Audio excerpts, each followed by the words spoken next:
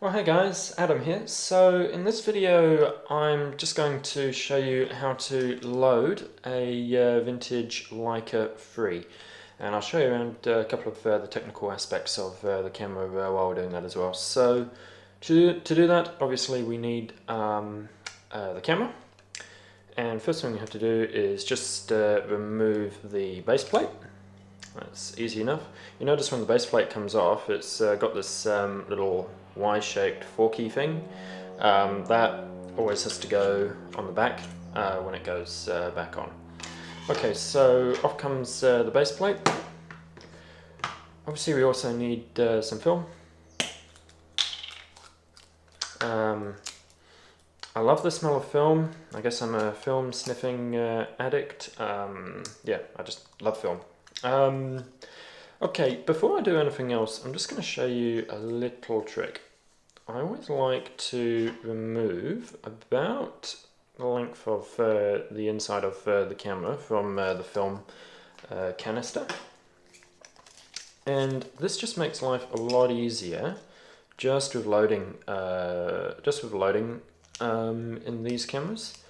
Just trim a little bit of extra leader on the film itself.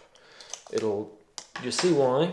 It just makes life a little bit easier because the inside of the camera is actually quite tight. Okay, so we just remove our film spool, and underneath on the camera there's actually a little diagram on how it all goes, so we just have to follow the diagram. So film spool, that little bit there facing up, film there, get around there. Okay, and all we have to do, and this actually seems a little bit tricky because when you actually look closely at the film spool, there's actually this little take-up part there. It might not show up very well on the video, and you keep on thinking that it has to go around that way, but it doesn't. So we put the film in around there, we find that take-up, and the shiny side of the film is facing inside when it goes into that little take-up thingy. So there it is. So then we end up with something that looks like that, just like on the diagram. So when it goes back into the camera, the actual part that the image is recorded onto is the light brown or the matte part of the film. So that just goes in that goes. That's really easy.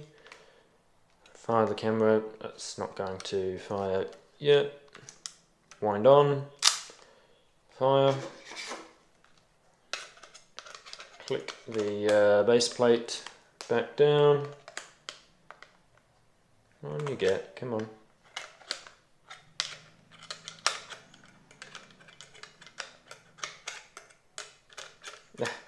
Sorry guys, trying to do this while looking at a camera monitor isn't the easiest thing in the world. Okay. Alright.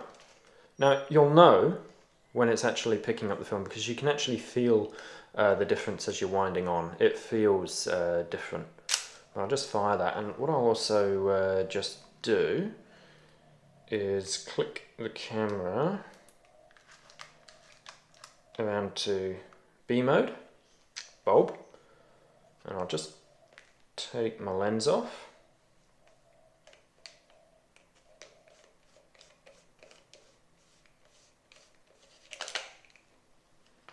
And as we open up, there's the film, and you can see it's moved on past the leader as well.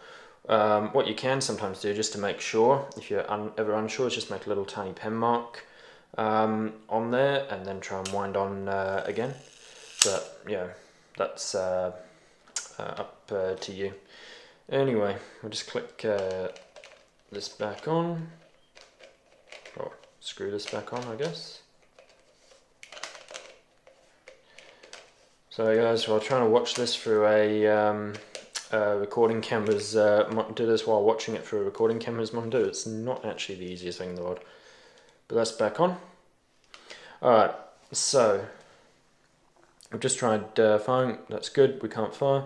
Nice thing about the counter on these old Leicas is that we can actually adjust it so we know how many shots we've really taken. So if we put it out of sync while we've been winding on, we can just tweak that around. A little bit stiff on my one, but I'll just move that around in place to 0.